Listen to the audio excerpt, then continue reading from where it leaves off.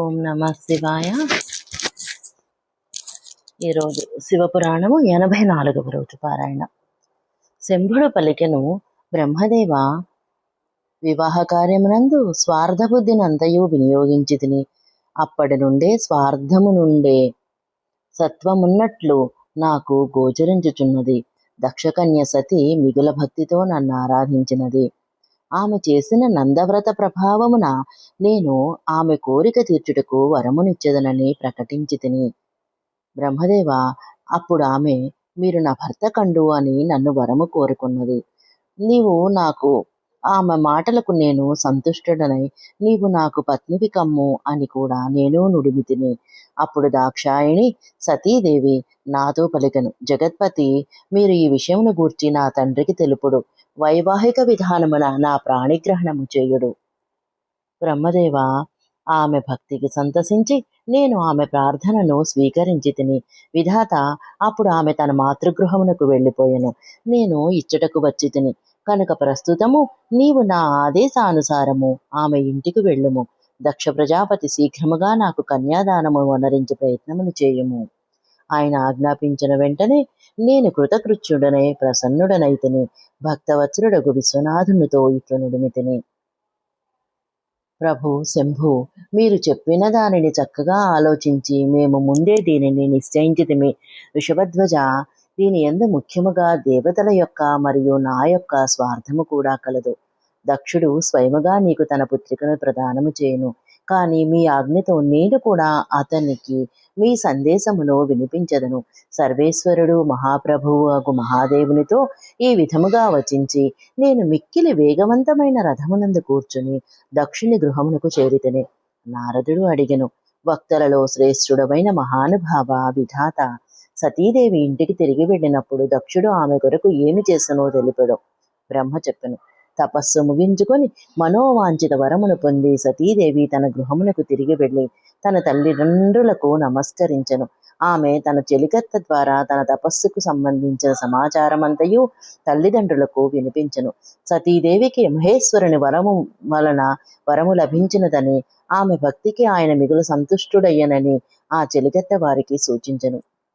ఆ సఖి నోటి నుండి వృత్తాంతమునంతయు వినిన తల్లిదండ్రులకు మిక్కిలి ఆనందము కలిగెను. వారు గొప్ప ఉత్సవమును చేసుకొనిరి.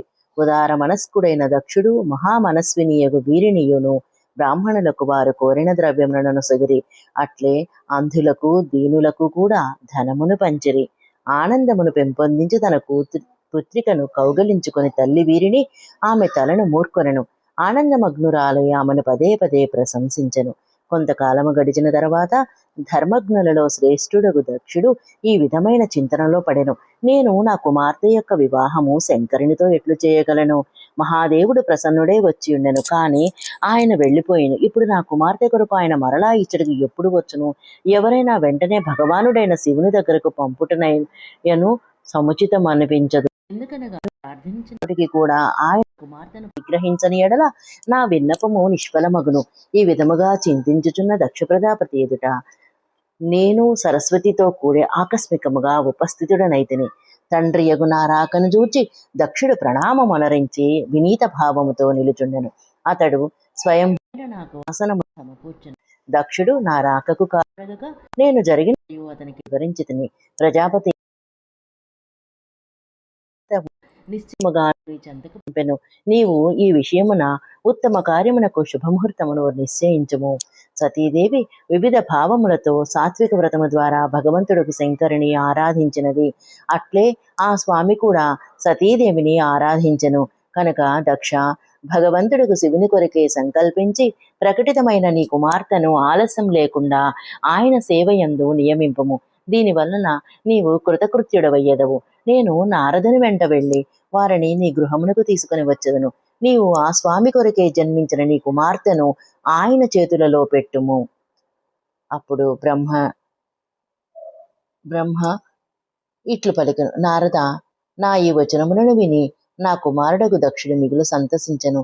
అప్పుడు అత్యంత ప్రసన్నుడై ఇట్లు పలికెను, తండ్రి, అట్లే అగును మునీంద్ర. అప్పుడు నేను మిగులు హర్షించదని అచ్చట నుండి లోక కళ్యాణ తత్పరుడైన భగవంతుడు శివుడు మిగుల ఉత్సాహముతో నా కొరకు ఎదురు చూచుచున్న స్థలమునకు నేను వెళ్ళితిని. నేను తిరిగి వచ్చినప్పుడు తన భార్యతోనూ పుత్రికతోనూ దక్ష ప్రజాపతి కూడా పూర్ణకాముడయ్యను.